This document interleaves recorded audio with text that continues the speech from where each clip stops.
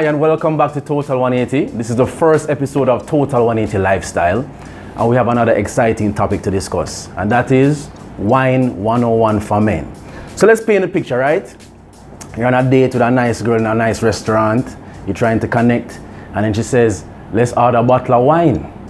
And then she passes you the wine menu, and you can't cross it, because you don't know the difference between what is Chardonnay, what is Merlot, what is Moscato. So it would be lovely if you could actually see the wine list and be able to make an informed decision. We want to change that today, and we brought on Jamaica's leading voice in wines, wine connoisseur, Mr. Chris Reckord. Cheers, sir. Cheers. How did you get into this journey, this wine journey? This journey started almost identical to what you explained a while ago. I was in a situation in a business meeting when I was living in Florida, and went out with a bunch of executives, and when the wine list came, it looked like a telephone directory. Okay. And they took it and they were rambling discussions and vintages and winemakers, and I sat there kind of looking at it, what are these guys talking about, right? Yeah. But I sat there and the wine came and I tasted it and I kind of cringed because wine wasn't my main drink at the time. And so this happened over and over again, and I found out that every time I went out at this executive level, because we're dealing with very high-end customers at the time, I realized wine was always the drink of choice. Went home to my wife one night and I said, I'm tired of going out to this thing when I'm sitting down at the table and not knowing what the hell's going on. And hey, living in the great USA, Google, and also I found a bunch of wine courses. I ended up selecting a sommelier's course at Johnson Wales University. Sommelier is a French term that is now adopted, meaning the wine steward, the person at the restaurant or in the business or the wine bar who's in charge of selecting and serving the wine. Right. So I did the course, and then how long was that course? That course, I've modified it now. I think it was 3 months at the time. Okay. It was about 2 or 3 evenings per week. And it started maybe 6 o'clock, finished 8 o'clock. So now you're able to do this and say, I smell a pinch of... You start out with a look. You have to look at the wine first. You have to take a look. Right. When you take a look, it gives you a bunch of information. Most people wouldn't realize all the information they get from a quick look. From the look, you pick up some information such as age. You pick up some information such as perhaps body of the wine, and then you go on to now start to guess other things, which is now the smell. People judging wines look at a wine, and we swirl the wine around. There are several things that we're doing. But one of the things that we also done is when you hold the wine like this, you're looking at the color from the center all the way to the edge. If the color is the same all the way from the center to the edge, it indicates, now notice I'm using a lot of terms. Which edge, the lower edge or the top edge? Alright, so when you hold the wine away from you. Right. Hold it away from you. Yeah. You look down into the wine. So you look into the center of it. Yeah. You see it's dark, it's crimson, it's red, it's, whatever color you describe it to be. And you go all the way to the edge. And it's the same color for the most part, apart from that tinge at the end. That gives us an indication that the wine is young. Right? Older wines lose its color as they get older. So if we're looking at the wine and it was dark in the middle and very light in the mid coming out to the end, it gives an indication of some sort of age. Now when you do enough of this over the time, you kind of start to gauge. I'm looking at a 3-year-old, I'm looking at a 5, I'm looking at 10, I'm looking at 20.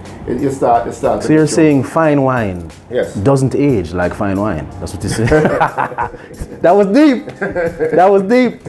I'm following. Exactly. I'm following. I'm right here with you, man.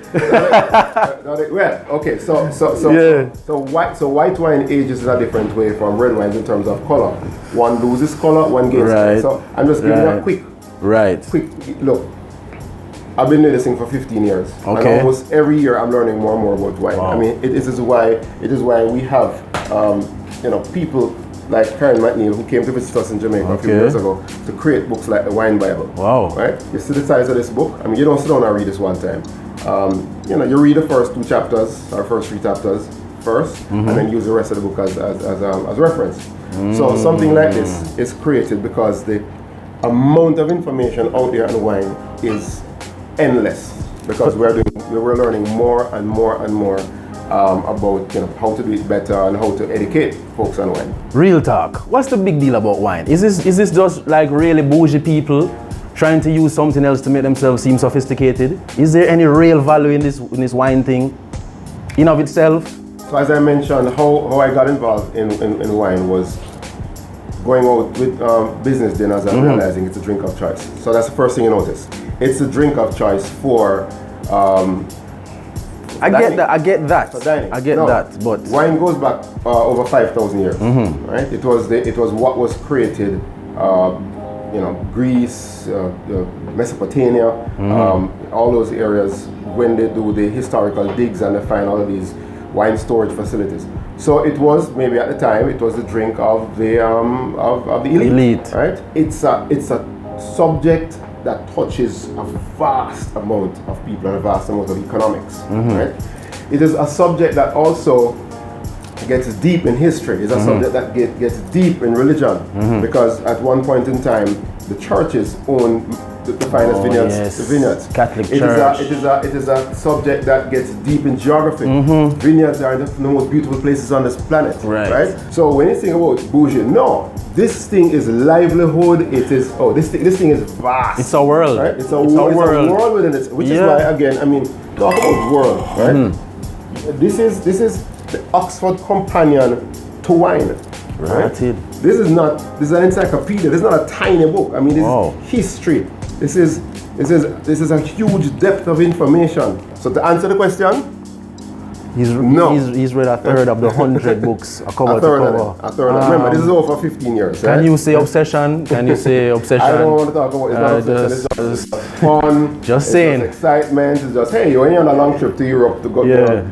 It's 8-9 hours. You can finish 2 books. All right, fine. Passion. Exactly. Thin line. Exactly. Thin line. All right. How many types of wine are there? Thousands. There are thousands. And now when it's the types of wine, this is now where things kind of start to get a little complicated. I'm going to make an attempt to simplify a bit. So right behind us here, we have six still wines and 1 sparkling wine. Still wines? Still wines. They don't have no bubbles in them. And then there's one that has bubbles. Okay. Right? The one that has bubbles is the category is called sparkling wine, and we have the most popular sparkling wine, the category which is champagne. Right? So there's champagne, there's prosecco. So champagne is wine. Champagne is wine. But a sparkling wine. It's sparkling I wine. did not know so that. That's a category. So I've just still learned wine, something. well, there's table wine, there's sparkling wine, right? And then there's fortified wine.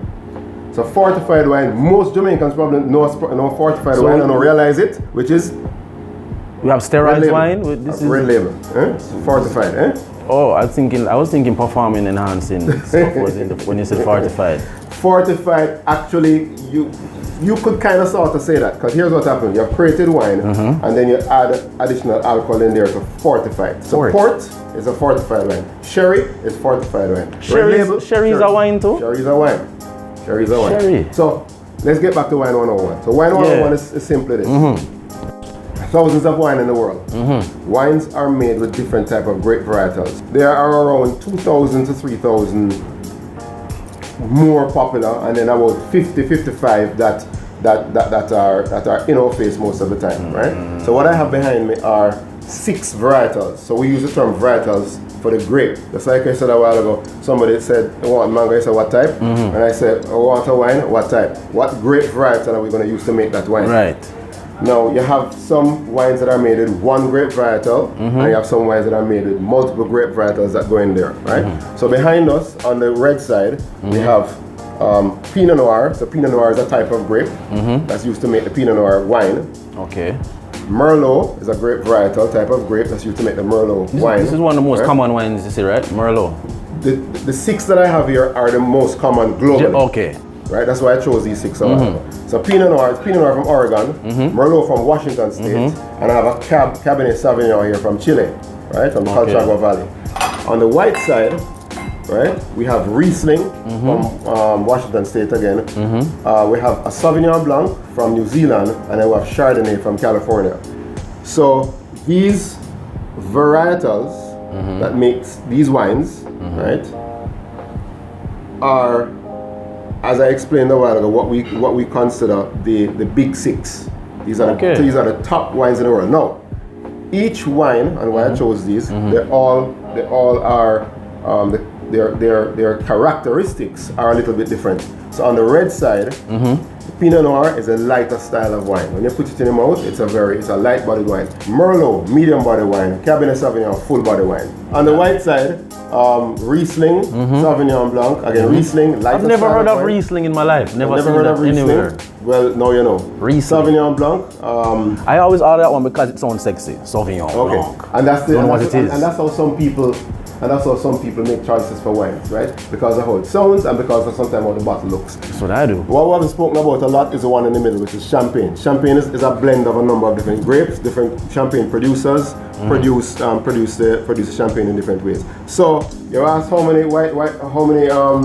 wines there are out there. There are thousands. The most popular ones are around 50, and the most essential ones that you need to know in order to figure out your style are the big six. The big six. Now, so this is champagne produced in France, and the only the sparkling wine produced in this specific area of France can be called champagne. We go across a lot of bars. I was at a location in the middle of the week, and someone said they had champagne. I said, really, what kind of champagne? I said, you sure it's champagne or just sparkling wine? He said, no man, champagne. I recognize almost every champagne bottle in Jamaica. As he started taking it, well, that's a virgin, that's not champagne. Right? And he turned it around and I explained to him, I said, that's like education. This is sparkling wine from a certain region of France. It is not champagne. Champagne is made this way and is made this. So there's a certain specific way champagne is made that other sparkling wines are not made that way. You know champagne well, by the top. Sparkling wine. You know it's a sparkling wine. So you know once it has the top. Once this, because you have to put the top to hold it down because the atmosphere inside the pressure inside will push it out. Right. And then now you have to look a little bit on the bottle now to see. Once the word champagne is on it, right, then you kind of start to know. However, some people get mischievous, and some people, you would see some wines in the US say California champagne. Of course, there are some legal wranglings, people trying to fix that because you can't call it champagne unless it's from Champagne. What? So it has to be from a place in France called Champagne to be called Champagne? Correct. I did not know that. Correct. When were you going to tell me this? I just told you. So Champagne is from a place in France called Champagne. Yes, correct. And it's a sparkling wine. Right. But not all sparkling wine is champagne. Correct. I think turn up now. We're sophisticated now. All right. You're getting there. All right. So So once I know the big six, I'm pretty much safe in most restaurants. Right. So in your mind, just understand. You feel like a lighter wine. Ask for Pinot Noir. You want something midway, nice and smooth. Merlot.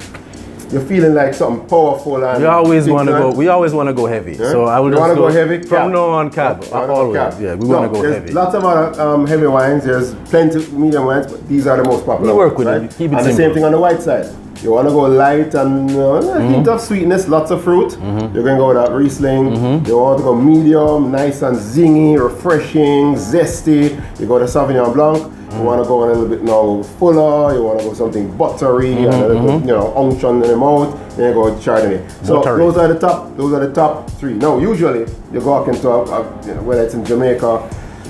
The challenge in Jamaica is that we don't have a lot of knowledgeable people on the floor with wine. Right? They may give you a list. Hopefully there's a list. They may give you a list, and the list should give you some indication as to what is what. All right.